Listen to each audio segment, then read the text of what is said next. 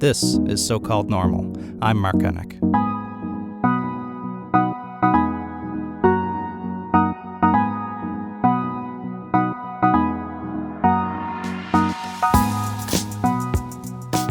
Hey folks, welcome to So-Called Normal. I'm Mark Henick. Today on the show we have Brigitte Truong, a social media star, entertainment host with Cineplex. She's the VIP host. For those of you who go to Cineplex VIP theaters, you'll see her up there on the screen. She's a host on CHCH TV as well. She's a digital content creator and just an all-around really nice person. I really had a great time talking to her. You know, one of my favorite things that we talked about in this interview today, she really validates that it's okay to sometimes have a good cry. That it's okay that you just need to have a pity party for yourself for a while. Although Brigitte's very structured about it, as you'll hear us discuss, schedules her time for her pity party, and then she goes on with her life. You know, and that was so great because it's for me. It's not that people who seem happy and like they've got it all together never struggle. Sure, they struggle, but just like everybody else, and that's the whole point of the show. Of course, they get through it, and I love Brigitte's enthusiasm, her optimism, as you'll hear. That when you don't know what's going to happen next, that's okay. It'll be okay, and I can relate to that too. A few months ago, geez, it's been more than a year ago now, up and quit my job because I got this book deal and I wanted to work on this podcast. I wanted to get on more stages and do more speaking. That's the stuff that gave me the most energy. But I was scared. I was terrified, actually. I was climbing the ladder as I was supposed to do, and all of a sudden here I am without a safety net. I had built in a couple of months to give myself some wiggle room, and then I didn't know what I was going to do. I was just had to figure it out from there, and it was tough, sure, but I wouldn't change it for anything. The lessons that I was able to learn and what I was able to take from that, not knowing what was going to happen next, that was my greatest fear.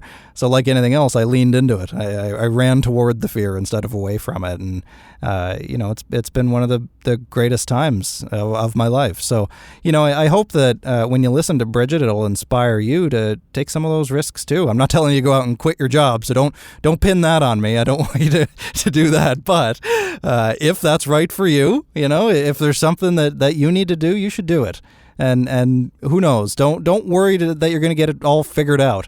If you're waiting for all the right answers and you're waiting to have it all figured out before whatever it is you're hoping to do to change your life, well, guess what? You're going to keep waiting because you're never going to have all the answers. So anyway, that's my little tangent for today. I'm going to pass it over to my interview that I have with Brigitte. I had fun. I hope you have fun listening to it. Here she is.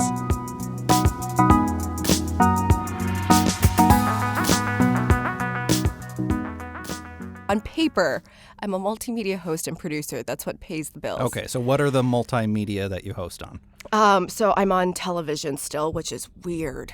Why is that weird? I think because TV's over. You said it, not me. Yeah, exactly. I don't know a lot of people who have cable, but right. I'm a television host, so I've been reporting with CHCH on the entertainment side and hosting their entertainment shows since 2009. Really? It's that long? It Wow, has been a long time, eh? Yeah. So we started with The Watch List, which was all about movies. Mm-hmm. And I was just telling your producer, I've been in this building before because we have a lot of junkets here. Sure.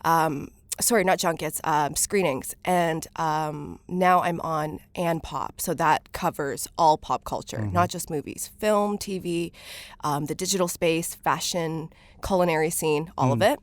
I'm also with Cineplex. Yeah, so I want to talk about that because I see you every couple of weekends when I go to VIP. You go every couple? VIP. Amazing! I do. And actually, ever since they started opening the VIP ones where you can drink and eat and all that stuff at the seats, it's spoiled me for any other theater. And I get to see you every few weeks. Yeah.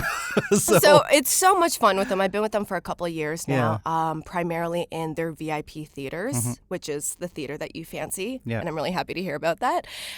So I'm covering right now TV, so the small screen, the big screen, and the digital landscape. So I do a lot of campaigns, social media campaigns, create web series for various brands. And it's been so much fun because now I'm tapped into kind of all avenues of entertainment. It's always really unique. Yeah, always in the pop culture entertainment kind of sphere? Yeah, I would say pop culture, entertainment, and lifestyle. Okay. So a lot of the social media stuff I do with brands, it's across the lifestyle spectrum, whether it's in food, fashion, travel, you name it. What draws you to that, or what drew you to that originally?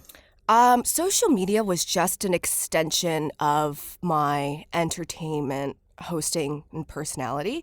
And then it kind of became this creative outlet for me about 4 years ago when I left my positions that were full-time. I left a 7-year relationship, which was all I knew in my 20s. You know, I felt like we were married. We had a house. We had a dog. And it didn't work out. So there was this, I'd say, summer where everything I knew just kind of fell apart. And I took to social media as this verbal and visual diary where I can just kind of spew my thoughts. And it was kind of for myself, but I attracted an audience, which was really interesting. And then I saw just this platform as an opportunity to talk about and create things that I normally wouldn't be able to on television. So that's a pretty dramatic life change then, it seems, to that kind of relationship. Totally. And I think because that was where I was about 26, 27 at the time. And when that's all you know what I mean? Right. You feel like you're an adult at that point. Right. I didn't have every 20-year-old feels like they're an adult. You do. It's so true. I'm in my 30s now, and I still am not convinced that I'm an adult.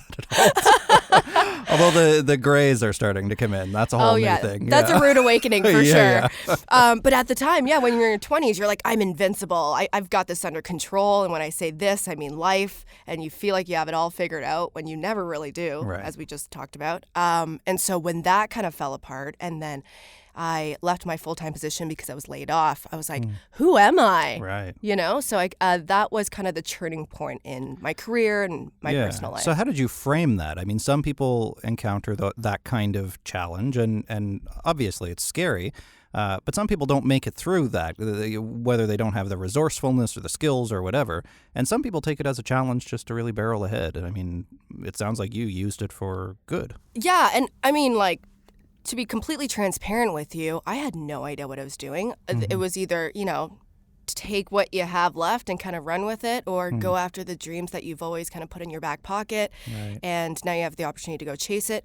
But I think when you're at that age where you think you were someone and now you have no idea, I turned to partying for a bit. I traveled a ton and wasted so much money on things that and trips that I didn't need. And I was just always running away from problems. But that was a really short period of time. And I became really grounded when I was like, well, I have nothing left to show at 26. Well, I think you almost need to do that whole proverbial find yourself kind of thing, right? Yeah, I think it's important. And we all go through it, but I just think at different points in our lives. Sure. Yeah. Sure. So still as a young person in media, you've still been involved for quite a long time. You've had a fairly lengthy career already, almost 10 years in the space. So what kind of changes have you noticed in either entertainment reporting or the pop culture scene over that period? What's different now from when you started? Oh, man, that's a really good question. A lot has changed. Not only just, the landscape in general in terms of what you can talk about and where you should talk about it.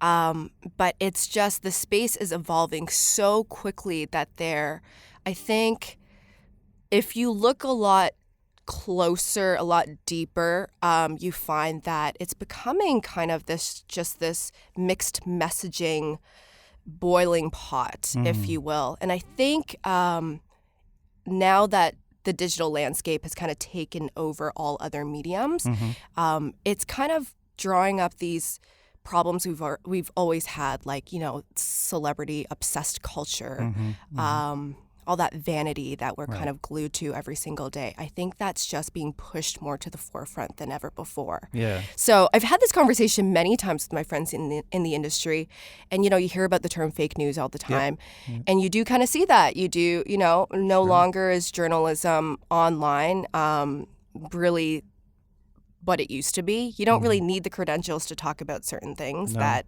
you used to. Well, nobody asks. Nobody asks. Right. Yeah, you can, you can be one person one day and you can be whoever you want the next day simply by changing your bio, right, or tweaking your LinkedIn. This is actually a funny point. So a few days ago here at the studio, I took a picture with the Emmy that eOne has downstairs. I saw that. Yeah. I was like, did Mark win an Emmy overnight? Well, so this is it. So my little social experiment that I did with this picture of me with the Emmy, I set it as my profile picture on LinkedIn. All of a sudden, I started getting so many friend requests or follow requests from people on LinkedIn. And I was like, way. Where the hell were you fuckers 6 months ago? Now everybody wants to follow me because they think I have an Emmy. Do you see what I mean? Optics. Right, optics. And I didn't say that I had an Emmy. I didn't say, it was just a picture. And suddenly everybody wants to be my friend. Right? So you've had the opportunity to, in your line of work, interview a lot of celebrities, A-listers. I have, yes. Some people who are just getting into it versus lifetime celebrities who have been born into it, essentially. There's some people seem very comfortable with celebrity. Some people seem suspicious of interviewers, of journalists, of people trying to get the gotcha, the scoop. How do you find that middle ground? How do you develop a relationship within, how long are your segments with celebrities? Not very long, I would imagine. They're not. So it's really interesting how it's structured. When I got into this whole thing, I was like, oh, this is very organized. I thought, you just kind of get a spot on the interview list, and then you just sit down with the celebrity and go at it. Right. No, it's very structured. So when you do get an interview with an A-list celebrity, it's usually while they're in town promoting a movie. Right. And so they're only given a block of time to bang out all those interviews. So I usually only get about 4 to 6 minutes. Yeah. So let's say average 5 minutes per interview. Yeah. And within those 5 minutes, I know I have to get as much meat, as much content as I can. Now, they probably have, they do this so much on these junkets, they probably have it essentially scripted, their little 5-minute thing, I would right? think so, yeah, because, they're the standard questions Sure. you kind of want so that you can use that in your show. But then you want to have fun with it, too. Right. And my research process always involves watching old YouTube interviews because I want to kind of get a sense of who they are in an interview. Yeah.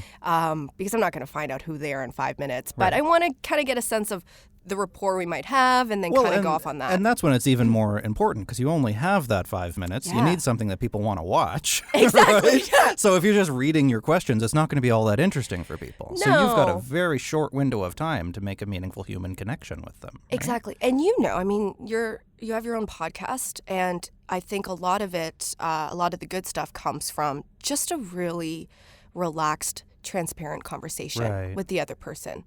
So I try to keep that top of mind every single time I go in. Doesn't matter if you're just new to the scene or you've been doing this for 40 years and you have, you're an EGOT status. Right. Do you ever want to make sure we have that conversation? Yeah, especially for breakout stars and things like this. And I don't know how, I didn't go through the list of all of the different people that you've interviewed over the years, but have you ever gotten a sense that some of these people are more afraid of you than you are of them? Almost like bears. Like they're still obviously new to this and trying to figure out what to say and how to say it? No, I can't think of a time where I felt like they were kind of nervous with what could follow the next question. Sure. But or even if sometimes some of these celebrities have stuff coming into these interviews with them. There's something in the media, there's something in the news. The publicist tells you don't talk about that. Yeah, all that kind of stuff. Is that ever in the air? Do you feel that when you're talking to some of these people? I do, especially when I get the warning before I go in. Right. Hey, just a heads up, and as I'm walking in, so and so does not want to talk about this. Right. I'd love to give an example, but I don't know if that'll get me in trouble. Yeah, I was going to say, you should probably be discreet. But, I probably should. And then I'm like, oh, man, that throws off my whole head game and my vibe. All right. But that's good to know. And then when you walk in, the last interview I remember, when I walked in, I just remember thinking, oh, God, okay, so he's already gone through this, which is why the rest of us are getting that warning. So maybe he already has a bad taste in his mouth and he's not going to be as friendly. And he wasn't very chatty. Right. So I think that, you just have to feel out the interview and then see where it goes. But I always find that the famous A-listers who have done this for a really long time are the most, the friendliest and the ones who have the most to say. Okay, I don't. You probably won't have to be as discreet with this. Your favorite people to interview over the years? Oh, I do get this question often, and it's always the ones with that clout that are my favorite. Alice Cooper Oh, yeah? One of my most memorable interviews. It was very short. It was on the red carpet. He was in town to promote his documentary at the time. And he was just so personable. On the red carpet, you have about 2 minutes, which is no time. Usually it's one question and then they're gone. But he stuck around, and, when he came up to me, he's like, "Sweetheart, how are you?" And I was like, "Oh, hi. I'm great. You're Alice Cooper." Yeah. This is, 2 minutes is up. All right. Yeah. But he was just super genuine and so lovely. Daniel Radcliffe, one of my all-time favorites, one of the only actors ever in the past 11 years of my interviewing career where he actually stood up, and he does this with everyone. He stands up, introduces himself as Daniel. Oh, that's so nice. And gives you a hug. And then you start the interview. You're like, oh, wow. Like my neighbor probably wouldn't do that. Right. Yeah. That's just, funny. Yeah, very, very personable. Drew Barrymore. She seems wonderful. Mark, lovely. Yeah. She is wonderful. What you think that she might be, just based on what you've seen on the big screen, is exactly who she is. She's super bubbly. She's friendly. She's giddy. Yeah. And she's very, very transparent. She divulges everything. So that makes for a fun interview because you can talk about something else outside of, the standard. What you're told to. Yeah. What's your new movie like? So what about...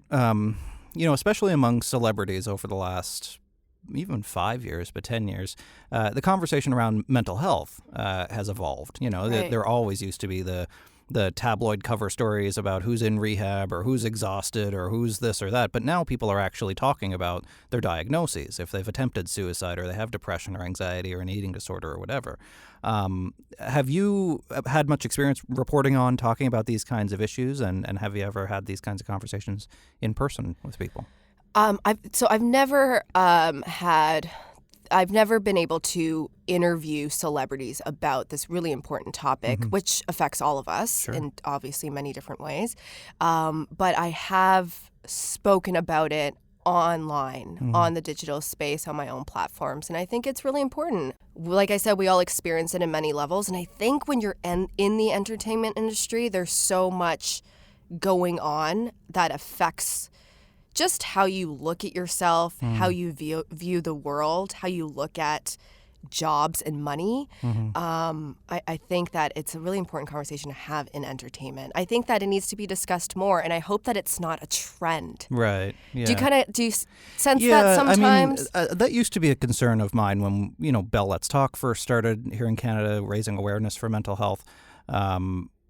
But that seems to be less the case now. It seems to be more embedded, and it seems like millennials and younger, and some research has talked about this too, are just way more willing to be open about what they're going through and to ask for help, which is even more important. It's fine to be open about what you're struggling with, but what are you going to do with that?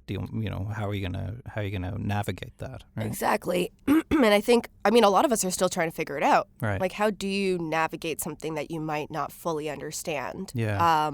And I go through that every single day. Yeah. As a freelancer, yeah. How so? I've been running my own business for a couple of years now, and I wouldn't go back. I love it. It's so fulfilling. I have so much fun every single day, and I take pride in what I do. But I remember watching Joan Rivers' documentary years ago, and one of the things that she talked about in her documentary is how she freaks out. It stresses her out when she looks at her calendar and it's empty. Oh, I remember that. Do you remember that? Yeah, I and saw I was that. like, really? And at the time, I didn't really understand the gravity of it. Yeah. I was just like, this woman's lying. She's probably always busy. Right.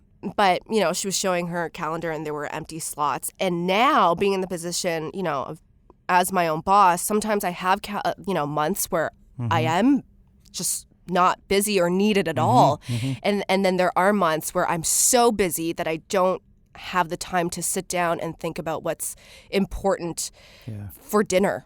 Yeah. I don't know, those little things. So there are stresses on both sides. But when I have those slow months, you can't help but ask yourself, oh my gosh, what is my value? Sure. Am I not valuable? I was just thinking about this on the subway ride down here today, and how I quit my job to go and write this book that I'd been working on. I'd always worked in an office kind of 9 to 5 type setting, often, being ambitious and trying to climb the ladder and staying the extra hours and doing all that stuff. And then realizing that I was thinking this morning that my concept of working hard every day meant doing something every single minute. And that if I didn't, maybe partly because I was raised with this scarcity mentality where you had to make something good with the time that you have. But if I didn't, I felt like I was being lazy or unproductive or unuseful or whatever else it is. But then I started to realize that doing something like this podcast, you can come in and record 2 episodes a day or something like that. You're not working every single minute. There's actually quite a bit of downtime in between, but you're creating something much bigger, right? So that's something I was just musing on today, that quality over quantity of the work that you do, right? That's important. Yeah. I really like that, actually. It's a good way to look at things. So now, of the work that you do, what gives you the most energy? I mean, it sounds like because you run your own business that you get to focus on the things that you want to focus on rather than all the other stuff, right? Yeah, and that's why I can't go back, because it gives you this high. You have so much control over everything, which I think for me is important. Although for some people they might think I'm a lunatic, but the control piece, you mean? Is important? Sure. The projects where I get, the projects where I get to have full control. Yeah. On the production side, writing, the editing, all of it, that's what gives me the most excitement. Is it because of the end product and looking at it and seeing I created that? It is, yeah. And I think because for the longest time, and I've thought about this a lot. I'm I like to reflect a lot on what I do and who I am. But I think it's because growing up, and I love my parents dearly, but I grew up in a household where I was being told what I should do and what I shouldn't do all the time. Right. And even today, my mom will call me on a Friday night, like, what are you doing tonight? I'm like, oh, it's my friend's birthday. We're just going out and celebrating for a bit. Okay, make sure you don't drink. And I'm like, oh, Mom, I'm 31. Okay. Yeah, it's always, you shouldn't do this. You shouldn't do. So when I can just fully do it all, that excites me. So a strict household growing up as well? Pretty strict, yeah. Now, is this an Asian thing? I think it is. Yeah, I think it is. Because I hear, of course, of the B being the Asian F and that kind of thing. Was that reflective of your upbringing as well, where you have these high expectations? 150%, and I was rarely ever that A student. Right. So it was tough. It was very tough. I failed math in the 10th grade, and it was like the end of the world. It was. I was like, I am never going to be anyone in life. Right. Yeah. So what did your parents do? My parents, my parents are originally from Vietnam, and really interesting story. When the war broke out, my mom and her family were lucky enough to flee and fly to Canada, and they've been here ever since. My father, on the other hand, when the war broke out, long story short, he came from a very wealthy family, and the communist government seized everything. And so he and my uncle and grandmother were refugees and actually took a boat to Indonesia, saw and experienced some terrible things until they were able to kind of make their way to Germany and then to Canada. So it was a whole process, and I'm the only child. Okay. So I understand based on, their experiences when they were younger and how they got to where they are today. Yeah. And I understand that protective nature from them because they've seen so much and they can see what can actually happen outside of your doorstep. Yeah. So they fear of the worst in everything. So what did they do after they came to Canada? They've just been here ever since. They've always been blue-collared workers. They're still working today. My mom works for a company that distributes like beauty products to big companies like Hudson's Bay, and my dad works for Magna. Okay. You know Magna. Yeah, the manufacturing company. Yeah, sure. Yeah. So did you take anything from your work ethic, your entrepreneurship from them? Yeah. Absolutely. Yeah. I mean, my parents worked really, really hard to even find us our own place when we were a kid. We stayed with my aunts and uncles for a really long time, stayed with my grandparents. Eventually, they've made enough money to get their own apartment. And I just saw how much they struggled, and it wasn't their own choosing. It was just where they decided to end up. And I never wanted to struggle as much as they did. Right. So found entrepreneurship maybe a few years ago, fell in love with it, and that the hustle that is involved in being an entrepreneur is just so exciting. Yeah. And to kind of put that pressure on yourself is it's fun. It's challenging. It is fun, and I can really relate to that more so now than I did. I mean, when I first made the shift about 3 months in, I went, what the hell did I do? Oh my God. yeah, exactly. I don't have any benefits. Yeah, What? exactly, yeah. So does it ever become too much? Did you ever have days where it's like, holy crap, I don't know what I'm going to do? Yes. Yes. So what do you do? How do you figure that out? I give myself, this might sound ridiculous, but I give myself maybe a solid hour to be upset about it. I give myself. That's interesting. I give myself a time limit. I'll literally time myself on my phone. Yeah. I'm like, okay, what am I feeling right now? I don't like it. I'm trying to pinpoint these feelings.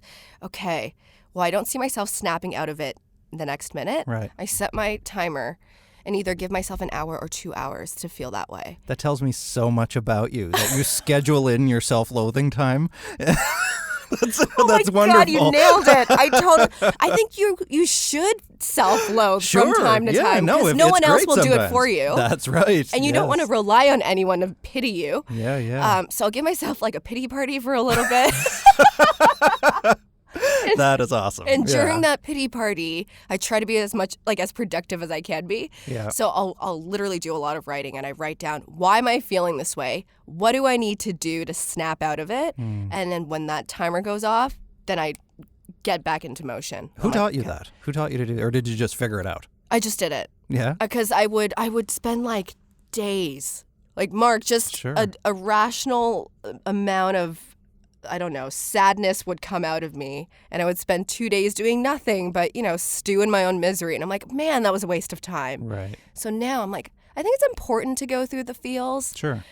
So let's feel them out, but I'm only giving, this is me talking to myself. Yeah. I'm only giving you 2 hours max, and then you gotta be somebody. Yeah. But that's such an incredibly healthy way to do it. Like it's extraordinary. I've never talked about it before, by the way. Really? Yeah. It's just my own thing. There's our scoop then. There we go. It is. Breaking news. Yeah. Yeah. Bridget's pity parties. From 2 to 4 on Saturdays. You're not going to have them for me. No, well, that's right. But no, because you're right. I mean, the old way to do it, I think, is to bottle it all up and push it way down, and then eventually you have some outburst in the workplace or something, right? Or the opposite, and I think a lot of people have done this, where you get so stuck in that place that sometimes you're there for weeks, and then it turns into depression and anxiety and all these other things. So why not just have this controlled explosion, get it out, and then move on, right? Controlled explosion. Right. That is the best excuse ever. My boyfriend's like, what's wrong with you? I need to have a minute for my controlled explosion. Yeah, I guess that's better than pity party, maybe. I love that. I don't That's know. like the whole, what is it? Conscious uncoupling. Yes, I love that conscious uncoupling. Yeah. I was just talking to somebody else Semantics. about that too. Yeah, yeah. Yeah, it's important. But actually, that's cool too, because how we narrate things, what we call things, makes a huge difference, right? I mean, words are powerful, you know, and we interpret them all differently. But I mean, I think if it works for you and it's healthy, then do it. Yeah. Yeah. You had trouble with your elevator speech. So why is that? Do you not want to confine yourself to 3 lines of copy? Or what's the fear there of summarizing yourself in so few words? Oh my God, this is like a therapy session. We're going and deep, I'm all right? about it. Yeah. Yes. Also, like, not to say, where's my cake? But I had my birthday was yesterday, and so I feel birthday. Thank you. This is such a great way to kick off the new year. Yeah. Do I feel like I don't want to be? Yes, I think you're right. I don't want to be confined to a label that I'm giving myself. Right. I don't know now that you mention it, yes, I agree with that. But I also don't know why that is. I'm wondering if it's because I don't want to be just that one thing. Or maybe I feel like, who am I to kind of restrict myself to one thing? Yeah. Yeah. I always, I wake up every day with so much gratitude, especially for my parents who have gone through so much to get us, to create this life in Canada, that I don't want to just be, this one thing in one box. I feel like I can do a whole lot to justify them coming here. Right. If that makes sense. No, that makes a ton of sense. It. Yeah. Do you put a lot of pressure on yourself to live up to that expectation? So much. Is it an explicit expectation, or is that something that you just believe that in order to please them, in order to It's not explicit. I don't it. talk about it. It's a belief. And I'm obsessed. I'm obsessed with Shark Tank. Side note. And I love Robert Herjavec. Yeah. I love him. Yeah. But he talks about it on the show often. Sure. With a lot of entrepreneurs, and why he will always feel like he will be indebted to his parents, who are also immigrants. But nothing he does, the amount of money he makes, the success that he, receives, none of that will ever be enough to thank his parents for all that they've done. And I truly feel that way. So by saying, hey, I'm this one thing, I'm like, well, no, like, what, do I change it tomorrow if I decide to do something else? Right. I don't know. I just don't want to be locked into anything. Yeah, I don't want to settle down into that one thing. Does it sound like I have commitment issues? No, Maybe. not at all. Actually, I'm really relating to it because that's like my worst fear ever, to do the same thing for the rest of my life. Yeah. Right? Well, then how do you evolve? I don't know. I haven't figured that out yet.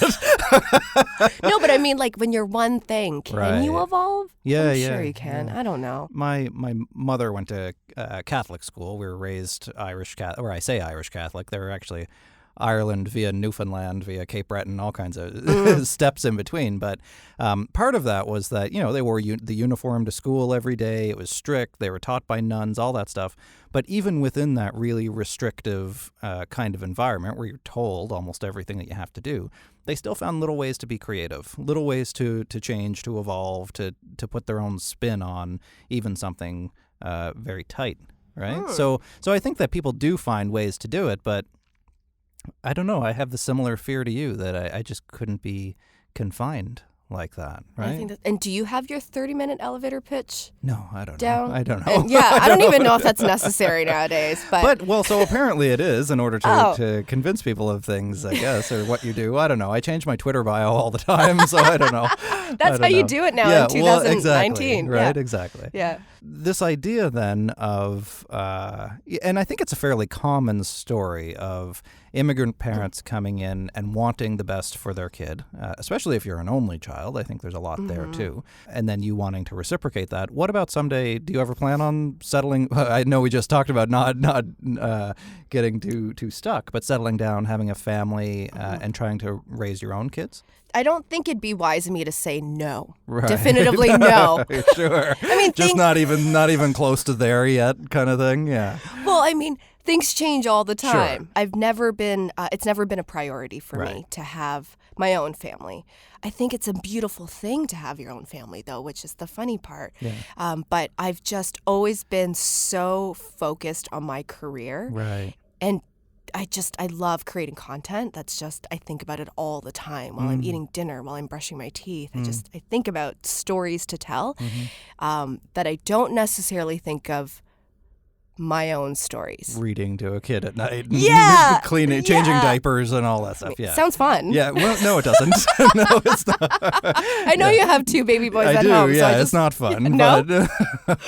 But no, the reason I ask, though, is because sometimes you hear about the generational change that, your parents came here to do all this and that you wanted to validate that. But then a generation in, there's less of that pressure, right? So then how do you communicate that work ethic to others, that dedication to others? Right? It's a very good point. Yeah. Well, my parents do not put the pressure on me to get married or have kids, which is, I think, interesting for Chinese parents. Is it? I think so. Yeah.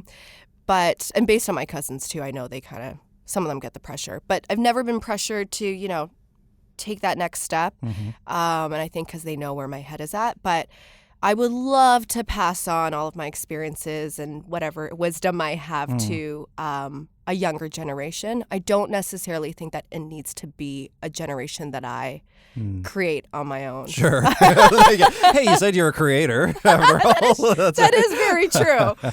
But, I mean, I've worked with Big Brothers, Big Sisters for a couple of years, and I loved it. But organizations like that where, you can partner up with them and tap into a younger generation who I think everyone needs a mentor, but who really could use a mentor.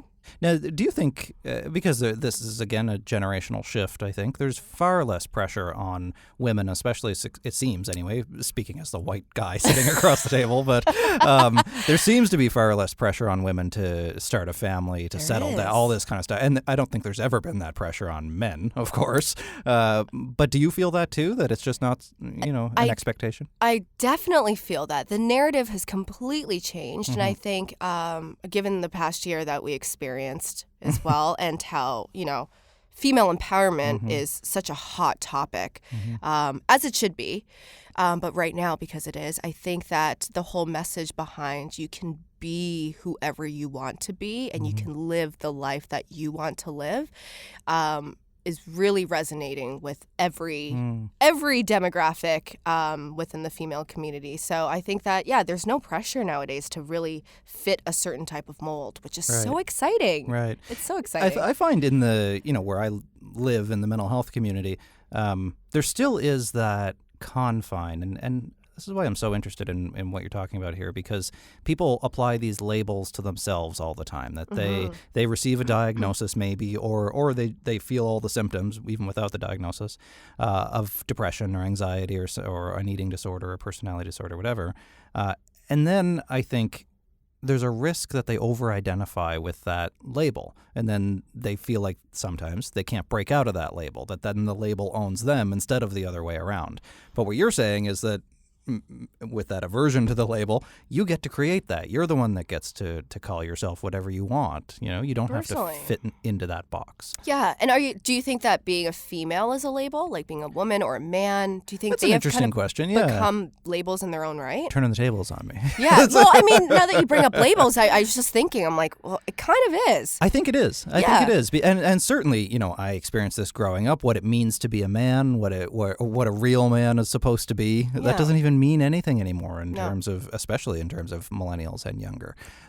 So I think that is true. You hear about this all the time in high schools with bullies. And there's been some research to suggest that if you call someone a bully and you label them that, it doesn't matter if they actually ever were or they were, but they'll start behaving that way because that's the label that they've received, right? Right. So I think that we do a lot to try to, I guess we try to give ourselves sense, to make ourselves fit, to make ourselves run with the crowd, whatever crowd we're told to be in. Yeah, absolutely. You've never felt that way, though. It seems that you want to you do your own way. When I was younger, absolutely. Yeah? Especially in my early 20s, too. And that's why I kind of found myself in a position of, I don't know, I felt like being a young housewife with zero experience in the real world.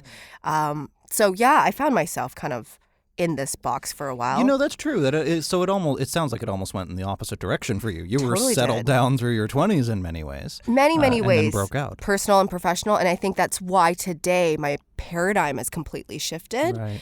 And I'm super different than who I was at 26. But I think, going back to the labels, I think there is a particular label with being a woman now. And that is that you can just redefine what it means to be a woman, and in your own way, which is nice. Yeah, and I think the same is true for just about everyone, everybody, but every label too. That just because you call yourself something or somebody else calls you, that doesn't mean anything. You get to decide what that is. Exactly. Yeah, exactly. So me coming up with like an elevator pitch, I'm like, like, what does that really mean? Yeah. Yeah. What do you see coming down the road for you then? I mean, if it's always changing, if you're always creating, is this going in any particular direction, or are you just taking it day by day?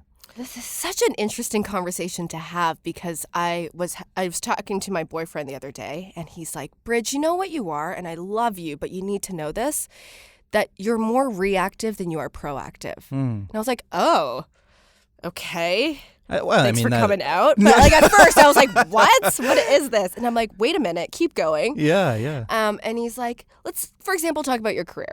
You're a very day-to-day person. You like to live in the moment, which there's nothing wrong with that, But in that, as you're growing up, you need to plan, certain things for the future. So you got to be proactive. If there's something that you want to achieve 6 months from now, you got to work back. You got to see, what do I need to do? Maybe, what kind of calls I need to make, what kind of emails I need to do in the interim to get to that point in 6 months or whatever it is. Right. But you kind of react to things that come your way every day as opposed to planning for those little steps. And I'm like, oh, you're absolutely right. Okay. Good talk. Yeah. So, nice pep talk. Yeah, Thanks nice for pep that. talk. Yeah. So that being said, and I don't think I'm the only one out there that's kind of like that, because we're expected to take on so much every day.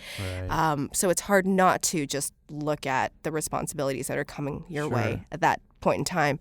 But looking ahead, honestly, it scares me to look 5 years in advance, so I'm going to stick with 3. Yeah. That feels more manageable. That feels more manageable.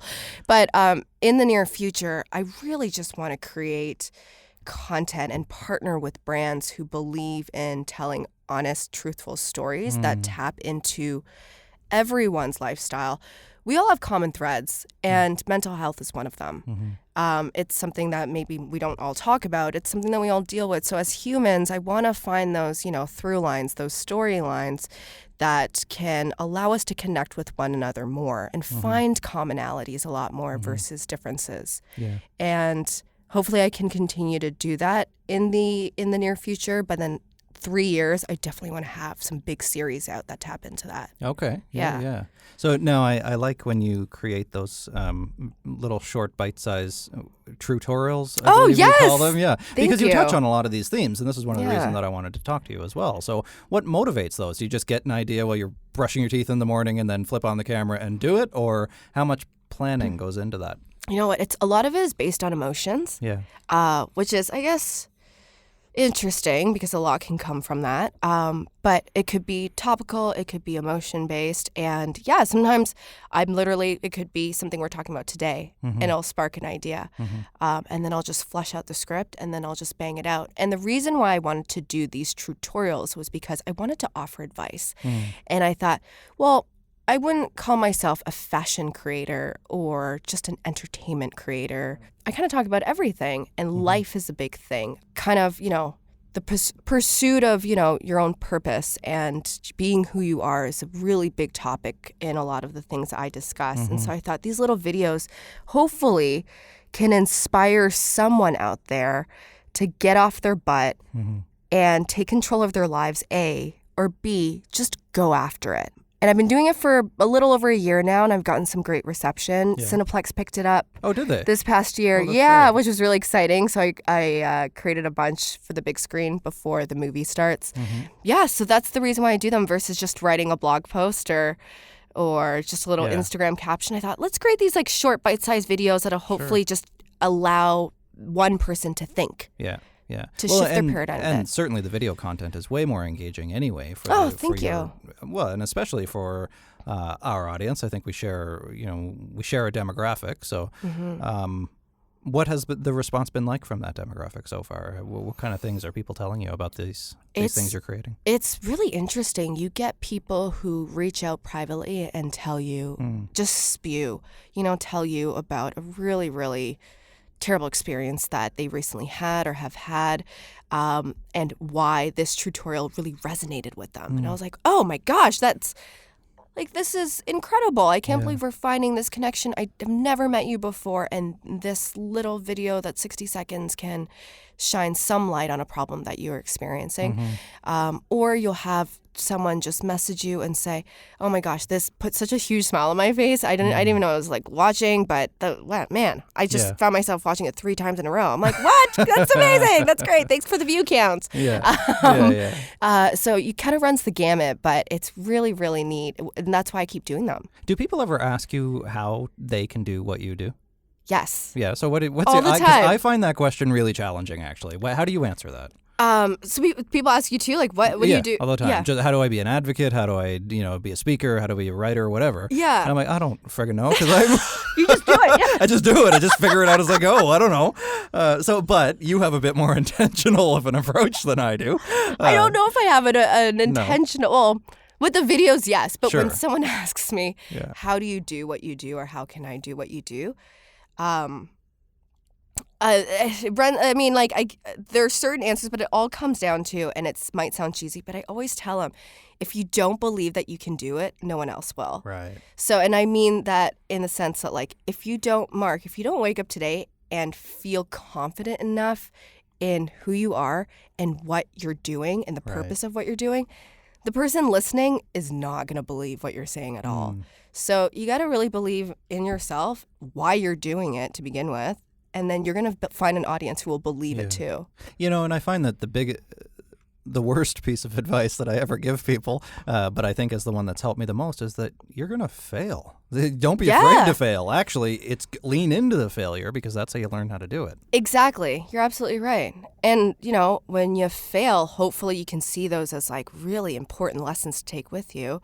But if you don't believe in yourself and why you're doing something, you're not going to have any motivation to find those lessons, to keep on going, because it gets tough. The going gets real tough. Well, and if you're going in expecting that everything you do is going to be amazing and successful and great, and you only see the stuff that's successful, you don't see the 10 failures before that, right? You don't see those pity parties that you throw for yourself. Yeah, or the controlled explosions. And count your blessings you don't see them. Yeah, they exactly. Ain't pretty. Yeah. But it's true. And do you think that, looping back to the celebrities that you interview, your own creation, this image that we cultivate, that Twitter bio, that elevator speech, whatever. Yes. How authentic is it for most people, do you think? I don't know. This is such an interesting conversation. I have no idea, because you see it all the time. Let's say, for example, Instagram. Right.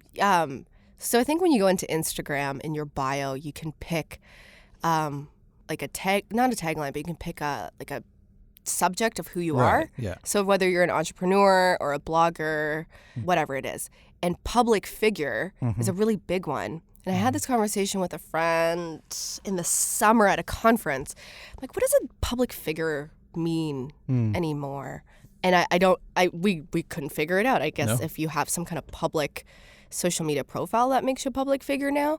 And maybe this comes back too to those celebrities who have been really successful and are secure in their success. Right. I don't think they see themselves necessarily as a celebrity, as successful. They're just doing the work, and then so too. You're right. The credential comes on after that. The acclaim comes on after that. But the people who are striving for it, the people who are trying to grow into their pre-written bio, whatever it is, this construct of who they think they should be, they're the ones that never seem to really attain You're that, right? Yeah. So to answer your question, I don't think that there is a high level of authenticity. I think everyone's just, we live in this culture, we've bred this culture where everyone's just trying to be someone. Right. Well, let's be honest. On social media, I'm not going to follow someone who's miserable. Right. I'm not going to follow someone who just talks about, eating Cheetos and not having a job every day. Right. I don't keep photo albums of all the funerals I've been to. No, you don't. And so on social media, you tend to follow people who have these inspiring lives, or lives that you aspire to have. And I think subconsciously maybe that leads you to believe that you need to project that image too in order for someone to like you. Yeah, we're attracted to what we want, or what we think we should have or could have or whatever. And for many people, that does serve as a motivator, I think. Yeah. For many others, you hear about the, FOMO all the time, fear of missing out, and all these people off on their great vacations and doing these great things. Meanwhile, they're probably sitting in their apartment, putting filters on their pictures, doing all the Facetune stuff. Yeah, exactly. And people bank those photos too. They're not on vacation all year. And this is it, and schedule them out and do all this stuff. But people really believe it. And I think we're still in this really interesting place in social media where, it's not really new to us anymore, but Facebook started when I was in college. Like, it's not that long ago. No. So I think we're still trying to figure out that this isn't totally real life out there, right? It's not. I'd be lying if I said that I weren't strategic with my posting. Yeah, 100% sure. I'm strategic. I'm not I'm not going to post a picture of, last night, for example, it's my birthday and I didn't want to do anything, so I sat and watched Fargo all night and watched and ate cake. Nice. It was amazing. Yeah, it was amazing. But I didn't think to take a picture of it for some reason. Right. I would have, but I just didn't think about it. Meanwhile, if I were on a red carpet, 100% I would pick up my phone. Sure. So I don't know what that is. I think we all do it, though. That's so interesting. Yeah, I did. So I have 3 months of posts scheduled out on my Facebook page. Like, it's just amazing. Easier. Yeah. And it's often just thoughts or things that could be evergreen, that if it's a poll or if it's a question or something, I'll probably forget it. So I'll schedule it out because it doesn't need to be there now. So it's all still very organic in that way. But I noticed that what by far gets the most engagement are, I post a picture of me at the grocery store, just having a very normal life moment. And that's the stuff that seems to get the most response in many ways. Amazing. It's not this curated stuff. Yeah. Now, I don't know if that's partly just because of I don't think that I have a brand, but, working. But it's the authenticity that Well, this is it. Yeah. Right? Talking about mental health, talking about free expression, all that kind of stuff. That's part of the package. Whereas in your world, the entertainment world, there's almost an expectation on you that people will see pictures of red carpets, I think, and see all these other stuff, right? Yeah. I mean, I should probably make a better effort at maybe showing that grocery side to me or that Fargo side. I don't know about that. But and that's it, too. Actually, I don't think you can, and you see this sometimes, contrived authenticity. People trying to just fake authenticity, which doesn't work. How do you fake authenticity? Yeah, really. Look how authentic I am, right? Yeah, it doesn't quite work. I think because I've been in social media has been an extension of my business for a couple of years now. Right. I always remind people, don't hang your hat on one thing, especially social media. Mm-hmm. It's evolving so quickly. Sure, there are huge social media influencers out there who create a fantastic living just off of one platform, can potentially turn it into something else one day. Mm-hmm. But I wouldn't just hang your hat on being a quote-unquote influencer. Right. But I don't It doesn't even mean anything. It doesn't mean anything, A. And B, what's going to happen in a few years? I don't know. I don't think Instagram's going anywhere. I don't think Facebook's going anywhere. No. But I mean, look at Vine. Well, and you have I think anyway, a very authentic, bubbly kind of personality. I try. Well, it's true. Yeah. But it doesn't come off as an affectation at all because it seems like, that's pretty much how she probably is. And it turns out it is. I think anyway. Yeah, my pity parties are usually pretty upbeat. Well, other than that. But, I think that comes through. That I think that you can see when it's a veneer, when it's just a construct, right? Yeah. Versus somebody who's really just doing what they love and they just and that's driving it. Yeah. I think personality comes through. And brands they are weary. They still are, I think influencer marketing is huge, and it's probably not going anywhere in the foreseeable future, but a lot of brands are a little weary about maybe carving out a bit of their marketing budget for this because, like you said, how do they really know what the payoff is? I'm sure there's a back end thing for them to figure it out now, but they might not really know versus a commercial or whatever. But what is the future then of, in your perspective, doing what you do, certainly being on the personality end of it? We're moving away from TV advertising, newspaper advertising's in the toilet. What's the future then for brands? I think in different forms of storytelling, they're going to find ways to incorporate their brand, their messaging, into certain stories that are being told. So whether it's in a trailer, because everyone's consuming content on their phones, right? So if it's in whatever, short shareable content, whether it's in a blog post or whatever it is, they're going to find ways to kind of weave their name in there. And I think it's a smart way to do it. I remember going to a conference a few years ago, and I know him now, David Beebe. He was the former VP of content for Marriott. And he was one of the people that were instrumental in bringing M Live Studios to the forefront. And you think of a hotel chain like Marriott. What? You have a studio? You're creating content? Yeah, that's what they started doing. And then created this short film called The Two Bellmen. I think it's on YouTube. Won some awards. Fantastic short film. So much fun from start to finish. And the idea was, having these two bellmen, and they're on this whole heist robbery thing that's going on. It's a short story, but it all takes place at a Marriott hotel. Right. Now, is that the background or is it really product placement out front kind of thing? Because the story was just so engaging and it was so just exciting to watch, you weren't really looking for those obvious logos. And maybe it wasn't obvious. Right. But you knew it was taking place at a Marriott Sure. because there were two bellmen and they're at a hotel. Right. And that was really smart. That really changed the way I looked at storytelling, especially with brands incorporated into it, because Simon Sinek, and I'm sure you're familiar with Simon Sinek, talks about the why all the time. It's, people will buy into, like, you're looking at a story, you're compelled by it, you might be relate on some level. Oh, it just so happens that it's promoted by this brand because they support this vision too. So yeah, that totally changed the way I told stories. I always put the story first, and then if a brand comes in, then we fit in the messaging in some way. So that the Trojan horse then is relatability in terms of storytelling. Yeah, that if you can relate to people first, you're bringing along this other thing with you, which, oh, by the way, happens to be this hotel chain or whatever. Yeah. That it's not just beating people over the head with the brand. Right? Exactly, because people see shit all the time. They're being sold at every single second of their online life, that it's nice to kind of take a break from that. And so why do you pick up your phone and order something?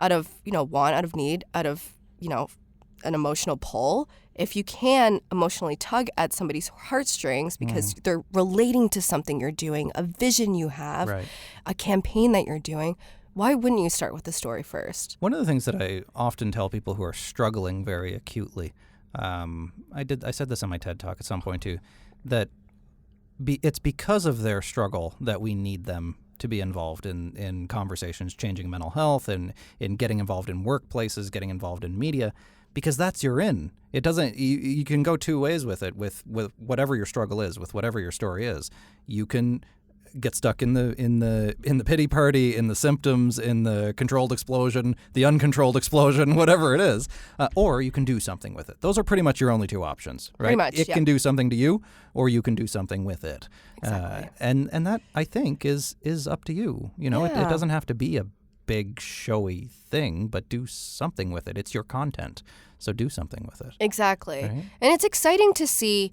There are holes in influencer marketing, but it's really exciting to see brands kind of take that leap in marketing and partner up with people who have stories to tell, and their stories affect thousands, hundreds of thousands, millions of people who are following them. Yeah. So that's the influence, is that relatability that they found between this entire audience they've created on their own. And that old quote that the most individual things end up being the most universal. You tell a very specific story that only you one time experienced or something, and it turns out, oh, by the way, thousands or millions of other people know exactly what you're talking about because they've been there too. Exactly. Well, then, do you think brands need to try to create these general, broad-based stories that get as many people into the tent and to see their logo as possible, or to know who your audience is and to tell stories that relate to them? That's what it is, to know who your audience is, because people can cut through the bullshit so easily these days. And if you're a lot of times I'll have these brand partnerships and they'll tell you the messaging that they want to get through, but they want to trust you. They want to trust you as a creator, and they know that you have an audience that trusts you. So do what you will with that messaging, and let's make magic happen. Amazing, love it. But then when you do that and then they see it, most of the time they're actually unhappy with it. Really? Yeah, because, well, I shouldn't say most of the time, but sometimes they might be unhappy with it because it's a story they're not familiar telling, or it's just, like you said, it's that authenticity that they're not used to. Right. Because I think when you're working in a branded environment, it's a controlled environment, right? When you're out there in the digital space, oh my gosh, you can talk about whatever you want. It's a free-for-all, exactly. So it's just a different way of telling a story. Right. So I'd really, if any brands are listening, I'd really like it if they were more open to that transparency when you are teaming up with a creator. Because you're teaming up with them for a reason, right? Yeah. And usually, hopefully you see the professionalism in them, but you should trust that that story will take everyone far. Yeah. Anything else you think we should talk about? We covered a lot of ground here, didn't we? Yeah, we psychoanalyzed you. We figured out your childhood. I can't believe I told you about my pity parties. Brigitte, thank you so much. I love talking to you. Thank you so much for having me, Mark, and thanks for doing what you're doing. All right, that's my interview with Brigitte. Thanks for listening to it. You can check her out on, she's an Instagram star, she's on Twitter, she's on YouTube, she's everywhere. So look her up, Brigitte Truong, and check out her videos. I want to ask you as well, a big favor, head over to Apple Podcasts, subscribe to the show, give us a rating, preferably a really good rating. I'd like that, but I'll leave that up to you, because your support really helps the show. If you want to give us some more of your feedback, if you want to learn more about upcoming guests or conversations we've had in the past, other things, head over to markhenick.com/so-called-normal. You can also follow me on Twitter at Mark Henick, or Facebook, same thing, at Mark Henick, Henick, 1 N. I want to give you one more little chance here too. I didn't mention this before, but if you go to betterhelp.com/Mark, you can get a 7-day free trial of online counseling. Counseling can be super difficult to access sometimes, especially in person, or if you don't know who to talk to or what to talk about. So if you want to just get your feet wet and try it, go to betterhelp.com/Mark and get your 7-day free trial of effective, safe, highly qualified mental health counselors who can help you out. That's it for the show today. Please tune back in next week, next Monday. We've got another great guest, and I hope to talk to you again soon. Thanks so much.